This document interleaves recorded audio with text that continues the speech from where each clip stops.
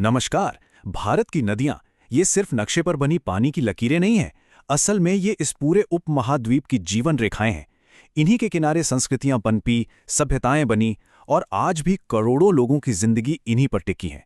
तो चलिए आज इन नदियों के इस जबरदस्त नेटवर्क की कहानी को थोड़ा और करीब से जानते हैं। अब जरा इस नक्शे पर एक नजर डालिए। देखने में ये नदियों का एक जाल सा लगता है ना? लेकिन ये सिर्फ एक नक्शा नहीं है, ये एक कहानी है जो हमें दो बिल्कुल अलग-अलग दुनियाओं में ले जाती है। जी हाँ, ये कहानी है कुछ युवा जोशीले दिग्गजों की और कुछ शांत प्राचीन बुजुर्गों की। दो अलग-अलग तरह की नदी प्रणालियां जो मिलकर आज के भारत को आकार देती हैं। तो आइए सबसे पहले मिलते हैं इन युवा दिग्गजों से। अच्छा, आगे बढ़ने से पहले दो शब्दों को समझ लेना जरूरी है। एक है ड्रेनेज सिस्टम यानी अपवाह तंत्र। ये बेसिकली नदियों का वो पूरा नेटवर्क है जिससे होकर पानी बहता है। और दूसरा है ड्रेनेज बेसिन, मतलब किसी एक नदी और उसकी सभी सहायक नदियों का पूरा इलाका। बस इतना ही। तो हमारी कहानी के पहले किरदार हिमालय के युवा और ताकतवर दिग्गज। ये वो नदियां हैं जिनका जन्म बर्फ से ढकी ऊंची चोटियों पर होता है और जो मैदानों में आकर जिंदगियों को सींचती हैं। इनकी सबसे बड़ी खूबी जानते हैं क्या है? ये पेरेनियल हैं, यानी बारहमासी।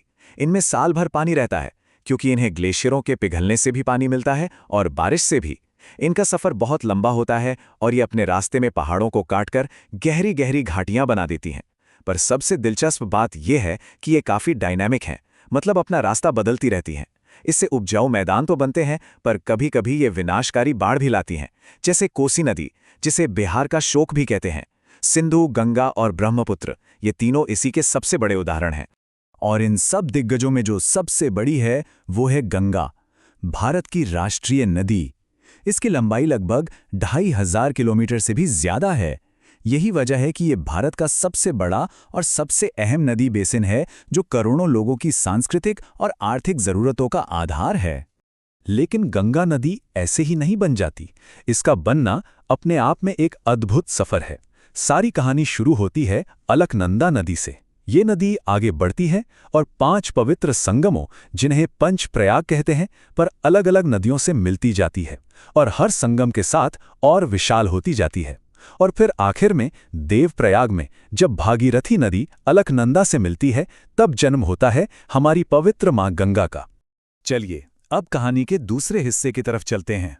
मिलते हैं प्रायद्वीपीय पठार की प्राचीन और शांत नदियों से।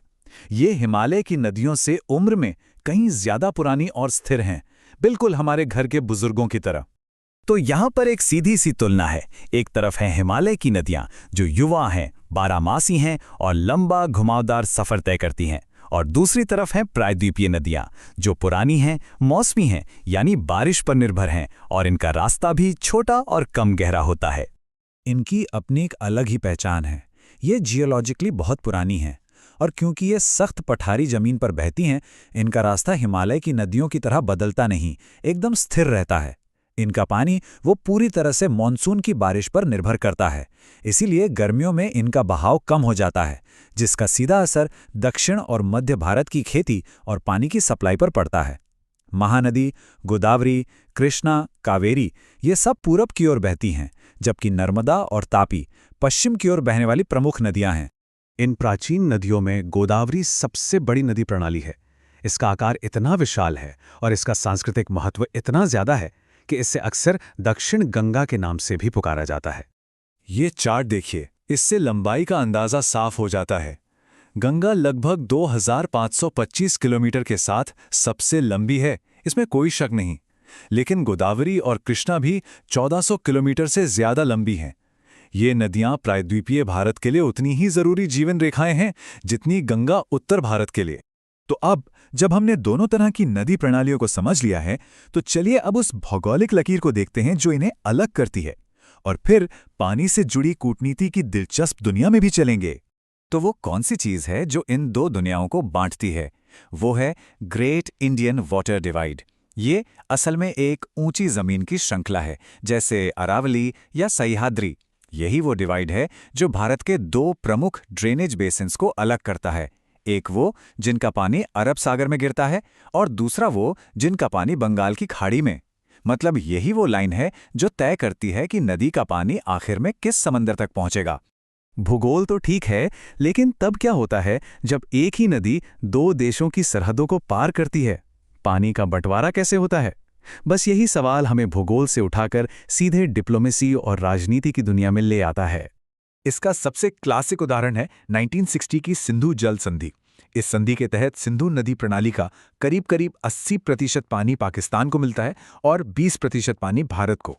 तो ये बंटवारा काम कैसे करता है? देखिए, वर्ल्ड बैंक की मध्यस्थता से हुई इस संधि ने 6 नदियों को बांट दिया। जो पूर्वी नदियां हैं, सतलुज, ब्यास और रावी, इनका पानी भारत को मिला, और जो पश्चिमी नदियां हैं, सिंधु, झेलम और चिनाब, इनका पानी पाकिस्तान को मिला। कमाल की बात यह है कि दोनों देशों के बीच इतने उतार चढ़ाव के बावजूद ये संधि आज भी कायम है। ये दुनिया में वाटर डिप्लोमेसी का एक बहुत अहम उदाहरण मानी जाती है। लेकिन हमारी कहानी सिर्फ नदियों पर ही खत्म नहीं होती। भारत के पानी का भविष्य इन जीवन रेखाओं से कहीं आगे तक फैला हुआ है। ये याद रखना भी बहुत जरूरी है कि भारत की पानी की कहानी में हजारों झीलें भी शामिल हैं। चाहे वो कश्मीर की वुलर झील हो या फिर ओडिशा की चिल्का झील, ये झीलें भी हमारे वाटर रिसोर्स का एक बहुत ही अहम हिस्सा हैं। ये सारी नदी प्रणालियां करोड़ों करोड़ लोगों का पेट भरती हैं। हमारी खेती, हमारे उद्योग, हमारी जिंदगी सब इन्हीं पर निर्भर है। लेकिन आज इन पर बढ़ता दबाव एक बहुत बड़ी और गंभीर सच्चाई है। और ये हमें एक बहुत ही जरूरी सवाल पर लाकर खड़ा कर देता है। जैसे जैसे जलवायु परिवर्तन और आबादी का दबाव बढ़ रहा है, भारत की ये जीवन रेखाएं हमारी आने वाली पीढ़ियों के लिए कैसे बची रहेंगी, इस पर सोचना हम सभी के लिए बेहद जरूरी है।